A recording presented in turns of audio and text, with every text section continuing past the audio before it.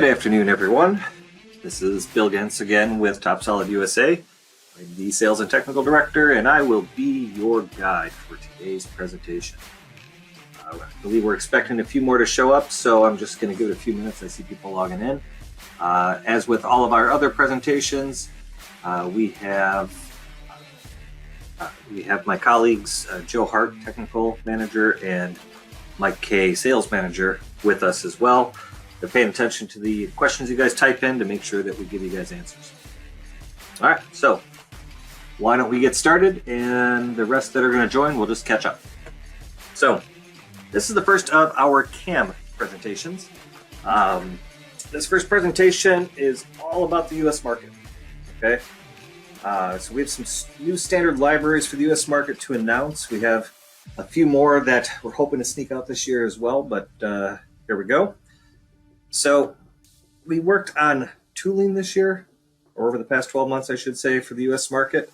We worked on some standard methodologies. We worked on some standard generic machine definitions. I'll explain why when we get into that one, as well as a standard materials library. So let's start with tooling, shall we? With tooling, I'm pleased to announce that there is now a standard inch tooling database that you will be able to download and use. This standard tooling database works with CAT holders, not just CAT 40, forgive me. There's 222 varieties of CAT holders in the CAT holder database. There are 2,800 plus tools that we've defined, okay? And then as far as milling tool assemblies, there's over 2,500 of milling tool assemblies defined. Now, what did we do? We went after all of the standard size tooling that people use and added it into a library for you, so that if you're a new user or an experienced user, you have less work to do to create your own libraries, and you can just get to processing parts and programming your parts, which is why you have this software to begin with, okay? The added benefit to all of this is A, you didn't do the work, we did, and B, we've also included saved searches for everything that makes it super easy to find, drag and drop, simple to use. What do I mean? It's a good question. Let's go off into TopSolid and we'll have a look.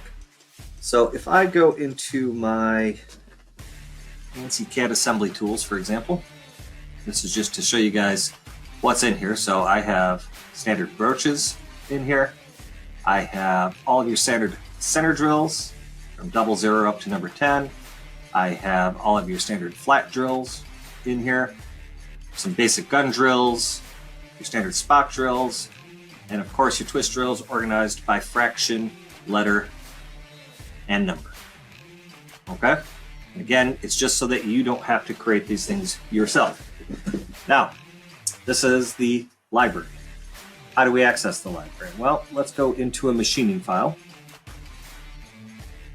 Just open up this one here. Why not? We'll go into a machining file and I'll show you a couple ways of accessing tools. So, on the left-hand side of my screen here, you see my saved searches. Saved searches is something that's existed, I want to say, for 4 or maybe 5 years now. I think very few people know how to use them, so it's another reason why I created them. I want you to be aware of the fact that it exists and the fact that it's an extremely powerful tool. The whole idea behind a saved search is to create searches for things you use a lot of. And when you're programming parts, what do you use a lot of? Tools. So for example, let's say I'm looking for a specific drill. I want a fraction drill. So I'm going to double click on my fraction drill. And here,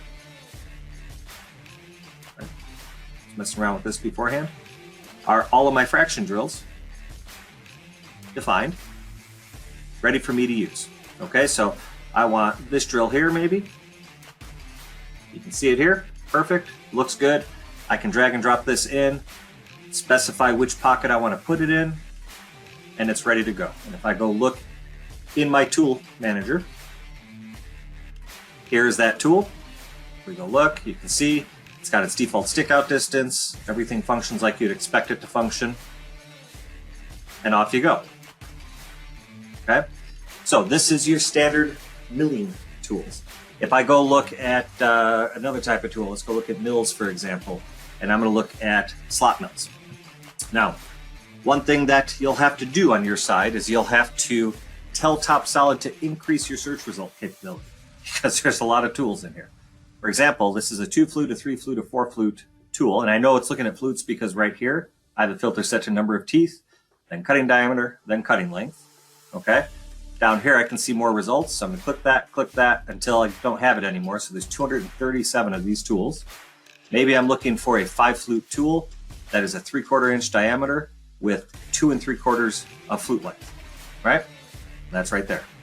Or maybe I'm looking for a 6 flute tool that's a 1/2 inch diameter with 2 inches of flute length. That's right there. And again, drag and drop it to include it into your Cam document. Okay, all the tools are there. Let's take a look at a few others. If I go to spot face mills. We have spot face mills. If we go there, I have a high feed cutter or two in here as well. Okay, just as an example, because there is a plethora of ones out there, but at least you have a working sample of one now. Back spot face mills, lollipop mills. There's a lot of them in there. This is for a 1/4 inch lollipop mill. Different stick out lengths. Okay, perfect. Now, let's go back to our presentation. All right, next, we did the same thing with the turning tool library. Now, we've been working on this diligently, like I said, for some time. We just finished this initial library, so my save searches aren't done yet. They will be done for next month when we look to deploy this, but there's so far 1,237 standard turning tools available in this library. We'll go take a look at them just so you guys can see. And again, these are all standard inch tools. That's the thing that I want to stress the most, is that it's standard inch tooling. Let's go close this one down.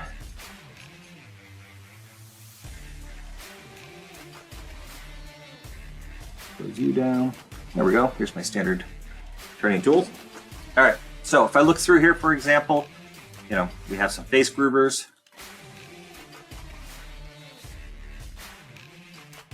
Okay, and you can see there's a lot of tools that we've added to this. Okay. Now, let's look at how these can be used. So, for example, I'm going to go ahead and open up a little sample file here. Okay. Get rid of this one. And here we have just a simple little turret based lathe, right? I want to use this same holder type, so I'm just going to control drag and drop that holder type up to pocket 3. That's perfect. And then I'll take this tool right here, why not? Drag and drop it right into there. And if we go and edit the tool, of course, you can play with its stick out distance. So for those of you that have built tool libraries, you know that what I'm showing you is a ridiculous amount of work. And we happily did this to help all of our customers in the US be a little bit more functional and a little faster at what they do. And again, let you focus on the important parts, which is to manufacture parts. Alrighty. Let's keep looking at what other goodies we have for you guys this year. All right, so that's tooling. Let's talk methods. Oh, wait, hold on a second. We have some questions here. Will the database be done for metric tools? There is a basic database of metric tools that exists. Joe is correct. We are discussing with TopSolid SAS, corporate in France, to create a similar database for metric tools as well. Okay, but our first focus was inch tools because that was a shortage here in the US market. Are the assemblies basic assemblies where the tool body and insert are part of the same tool, or are they inserted tools set up separate insert, clamping body? I'll let Joe answer that one directly to you because he did the turning libraries. But I believe that the answer is yes to that. All right, so I'm going to focus on methods now. So part of the goal here was we're going to deliver you standard inch, turning, and milling tool libraries. We also want to include you standard out-of-the-box working methodologies. And what is a methodology? A methodology is a piece of machining automation. Our first goal at this is to give you some good working samples and then to progress over time. Okay? So, first off, we did standard drilling and milling methods for inch users. The drilling methods include drilling, tapping, reaming, spot facing. We did standard milling methods, including facing, pocketing, open pocketing, things like that, as well as side milling. I don't have it written there, but it is there. Okay. It also includes standard process documents and standard association documents. And I'm going to explain what all that is for those of you who don't know what they are. Okay. So first of all, in a method, tool sizes are automatically calculated in all methods based on equations or rules. So in this sample, I am showing how a slot mill, that's what you're seeing here, is being calculated. This is for the pocketing tool choice, where we're taking we want the tool diameter to be smaller than the minimum profile radius times 2 plus 1/8 of an inch in this case. Okay? So I'm making sure that we always generate that term. And then the software is going to filter and find an appropriate tool for you. Okay? From there, an association document. An association document is used to specify for a facing operation, I want to use this methodology. Okay, for pocketing, I want to use this methodology. For an open pocketing, I want to use this methodology. It is applied in a design document. So whether the part is imported or not, you can apply the machining process association here. And then you go into TopSolid Cam and you run a machining features analysis, in which case it automatically identifies the features that you have already associated. It's already picked the processes that go with it. It assigns the methods to run, you hit calculate, and 12 seconds later, you have 12 wonderful operations where your part is automatically programmed with full automated tool selection. Okay? Now, how does that work? Glad you asked. Let's go give it a go. If I can get out of here. There we go.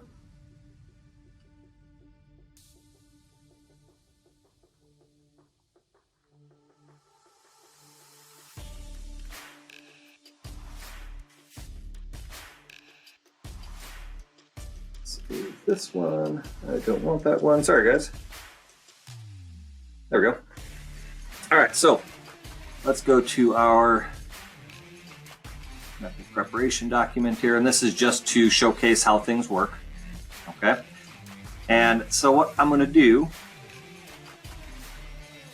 is I'm going to delete that, and we'll start from import. Okay, again, this can be applied to a TopSolid design file, but I'm going to do it from an imported file just to help everyone understand how cool this actually is. So if I go to shape here, right, I've added my machining process icon to mine, and I'm using my boost-based process association document, and I'm going to start with facing. Okay, so I want to face this and this. Perfect. When I do that, you notice it changes the color even. It's just as a way to help identify things. Then for my open pocketing, I want to apply my open pocketing here and here. And then for my pocketing, I'm going to apply it to this face and this face. And oh, by the way, for those of you who haven't thought to ask the question, yes, this works in 5-axis preposition as well. Okay? So we hit save. We've now applied the associations we want. Let's send this off to a machining document. We'll go to my Haas VF6 just for fun. We'll go load this up there really quick. Toss it on my vise. Perfect. Put it up against there. Close that to there. Fabulous. Now, I'm going to go turn off some of the things in my display, like the enclosure and the ground, just so we can see things a little bit more cleanly. And the other thing that I'm going to do, this template of mine has tools preloaded. Guess what? I'm going to get rid of them all. Okay? We'll hit save. We now have an empty, dumb document with just our cam set up. So now I'm going to right-click in space and go to Machining Feature Analysis. Again, like I said in my little PowerPoint. And now we can organize these things and look at them. So my facing is set to my facing. This face here is set to manual machining because it sees it as a face to machine, but doesn't know what to do with it. I'm going to deselect that because I don't need to machine it because I'm having it machined by the facing up here. Okay. Then we have another manual over here because again, those just weren't assigned anything. And now from here, I'm just going to click okie doke and let the software do what the software does. So now it's analyzing the geometries. It's picking the tools. It's picking the tools based on the geometries even. That's even better. Now, this is just an example of methods-based machining. Our goal is to deliver you guys something that works, something that you can dissect and learn from. Okay? And from here, capture your company's manufacturing methodologies and turn it into a bunch of automation. Okay? And like that, we're done. Okay? All of the methods that I asked to be applied are applied. And now from here, maybe there's a little bit of stuff I need to clean up yet that the methods couldn't see, but it took care of the heavy lifting for me so I can focus on everything else.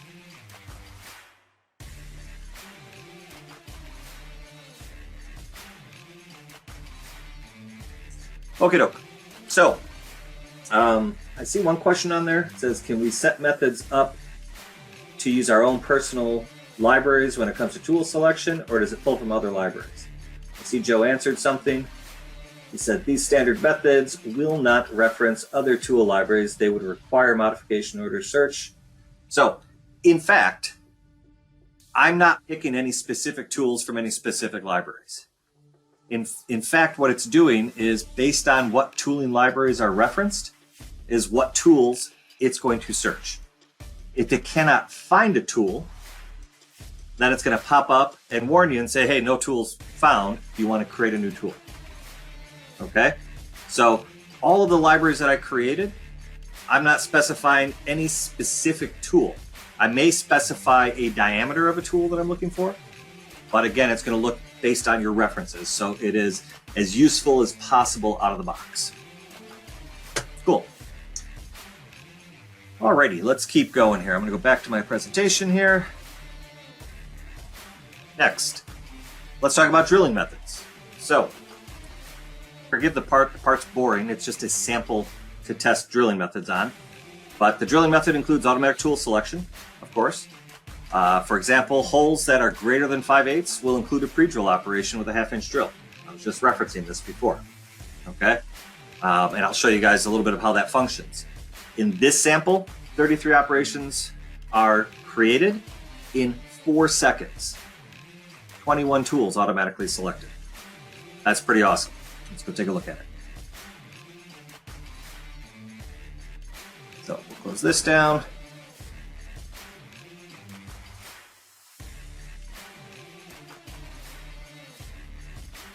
And 1 second while I find what I'm looking for. Perfect. All right, so here's my drilling test. Again, here's that, right? I'm going to select everything, delete it. I'm going to go to my equipment tab, select everything, delete it. Again, the method's going to search in your tool manager first for a tool. If it doesn't see one there, it's going to pull one from the library. Okay, so if you have your template set up with standard tools, it's always going to grab your standards first. All right, so we have all these different size drillings, right? Just for good nature here, let's go ahead and go to machining feature, or pardon me, analysis of drilling and cylinders. Here you can see it's found everything. All I gotta do, select it and hit go. And now you get to have a cup of coffee while it does all of that machining.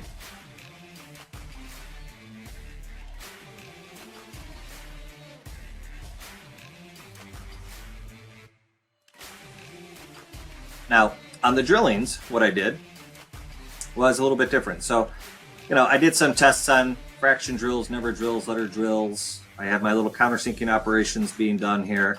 So I'm adding champers to everything, of course, and it's auto-calculating based on the hole diameter and what have you.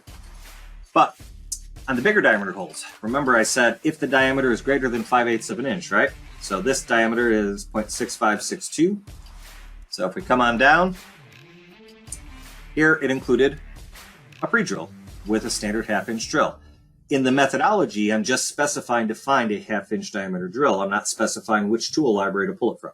So again, this should work on anyone's library, provided you have a 1/2 inch drill defined in your library. All right.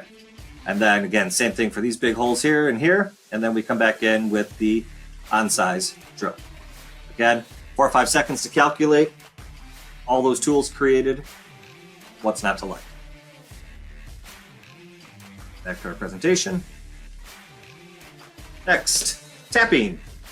So again, similar automatic tool selection. In this sample, 22 operations, 21 tools automatically selected. Roughly about 2 seconds to calculate.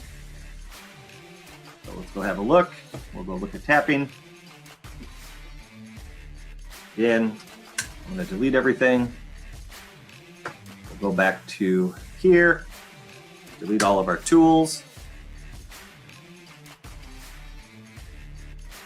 And we'll run our analysis of drillings and cylinders. Everything's ready to go. Boom.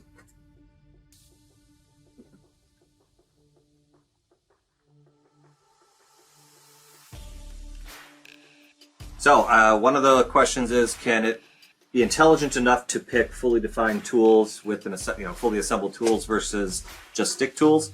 The simplest way is to not reference your stick tool library. Your stick tool library is referenced in your assembled tool library. And I can explain that in a second. More in depth, let me finish this. So again, all your drilling, all your tapping tools done. This one, as you can see, just a couple seconds, 21 tools created. Why so many tools when there's only 22 operations? Because again, some of these holes are bigger than 5/8 of an inch, so it's pre-drilling a hole. It's using the same drilling methodology I used before. Okay. Now, real quick, if I go to my cat assemblies, and actually we can just pull it up right from there, just to answer this question really quick. So this is my library of assembled tools. That's it. So I'm referencing the library of assembled tools only in this operation. Okay. In this library, I'm referencing my stick tool library.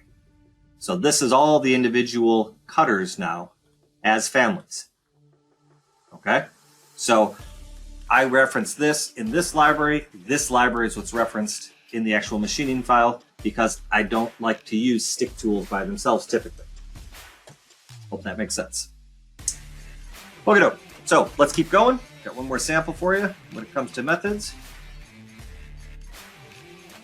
So I did one more. I skipped over reaming, but reaming is the same. Okay.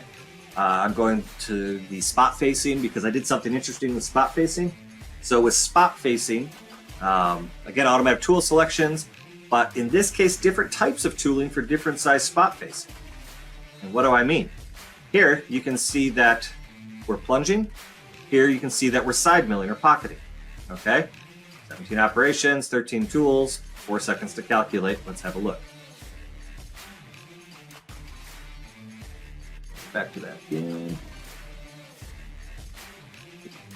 Okay, so let's go to our spot facing. And I'm going to simulate this one as well, just to, again, show you how smart you can make things in here if you really want to. Okay. Alrighty. Boom, delete. Let's save. We'll go back to that analysis of drillings and cylinders. Select everything. Looks good. And off we go. So again, now what this is doing, of course, it's going to, center drill and drill the holes. It's going to then counterbore or spot face all the spot facings, and it's using standard tooling to get there. Okay. And it's also using different types of operations. So again, this was 4 seconds to do all that, right? So let's go into,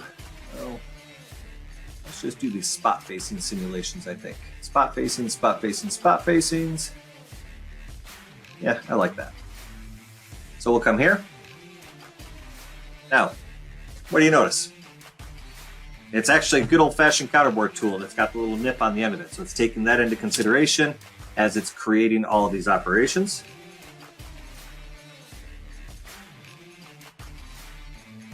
Boom. Of course, you could tell it to use a flat bottom spot facing tool as well. I just did that for fun. And now these, because they're a specific size, they're larger. You can see I am just machining this with an end mill. Okay. So again, awesome example of automation. This will be nice out of the box performance improvements for all of you guys. All right, let's go back. From here, generic machines. What are they? Why do you care? All right, so over the years of deploying TopSolid to different size organizations, I saw something come up that was hard to overcome, and that is sometimes people don't want to buy the 3D machine definitions, okay? Or they don't want to learn how to create them themselves, and then it creates kind of a disconnect at times in the software, because for those of you that are super familiar with TopSolid Cam, we do best when we're on our 3D machines, right? Because our CAM software really uses a lot of the information that's present in the definition of these machines to help make good toolpath. So one of the things that I decided to do was create a standard library of generic machines. And my primary purpose for this is for educational purposes first, okay? I want to give people standard kinematic type of machines that they can work on while we're developing their machine definition for you. Okay, or maybe this is good enough for them. They don't care that it's not exactly perfect for their machine. It's enough to get the calculations correct. Okay, so it can save customers a little bit of money. Now, it's up to you to determine if this is important or usable for you, but I think for the educational side of things, when you're teaching someone something, I think this is a great beginning way, and it's kind of a step above the universal machines that ship with the software. Anyway, as you can see, I have a standard 2-axis lathe in there, X, Z, and a C. I have an XYZ lathe in there as well. Again, this is as complicated as that machine definition looks. You have a turret and a spindle for your chuck. Your 3-axis mill looks just like this one, just without the rotary. All right, your 4-axis mill, we have a couple of difference with 2 horizontals and 1 XYZ plus a side-mounted rotary. And then, of course, we have some 5 axes with trunnions on. Okay? And they're with or without plane rotation activated. So it's an educational thing. Maybe something that can be used by some of the smaller shops out there where they want this, but they don't want to spend the money on the official machine definition. It's just a way to help keep things moving forward. So we'll get these out to you guys. You guys can play with them, see if they are useful to you. All right, last library that we're going to talk about is a material library. Okay. Now, again, this comes with the standard save searches. The standard library that ships with TopSolid is a great library. Unfortunately, it uses European nomenclature for all the names of materials, which none of us know. This means that no one here in the US is going to use them. So what we did is we talked to a bunch of customers, we found out what type of materials they use, and we added about 60 commonly used materials. Okay? They're all accessible by just going straight to the library or by using your save searches. For example, you can say, I want titanium alloy. It shows up in the search result like it did with my tooling. You drag and drop it onto your document to apply it, and off you go. In the future, we hope to add some other standard libraries, such as feeds and speeds libraries, which will be tied to these materials properly as well.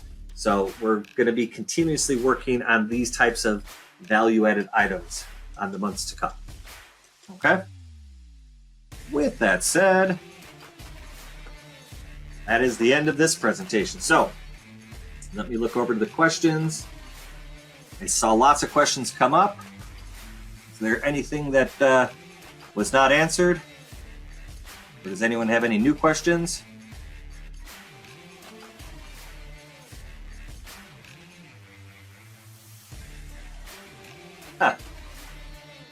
Don't worry about the person saying they can't let their boss know that this works this quickly. You'll be out of a job. Nah, you'll just program more parts. I know your owner. You're safe. Righty. Does the method automatically choose interpolation versus dedicated spot face tool based on the availability? So I suppose you could set up a rule that way.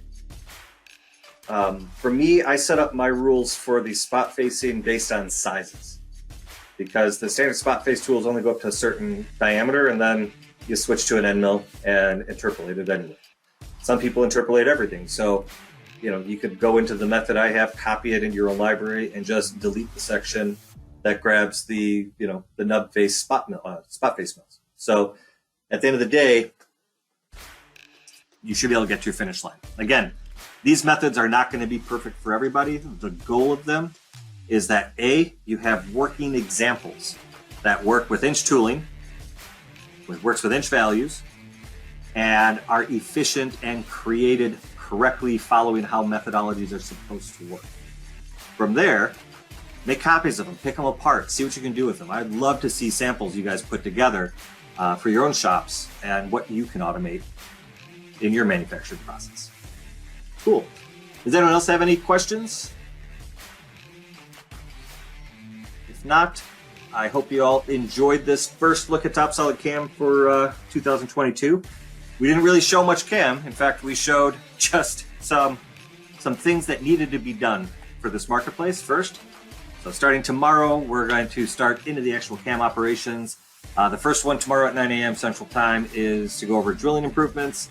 At 11 a.m. then is 2D milling, 1 p.m. is 3D milling, and at 3 p.m. tomorrow will be 4D and 5D. I hope you all have a nice evening, and we look forward to presenting to you tomorrow.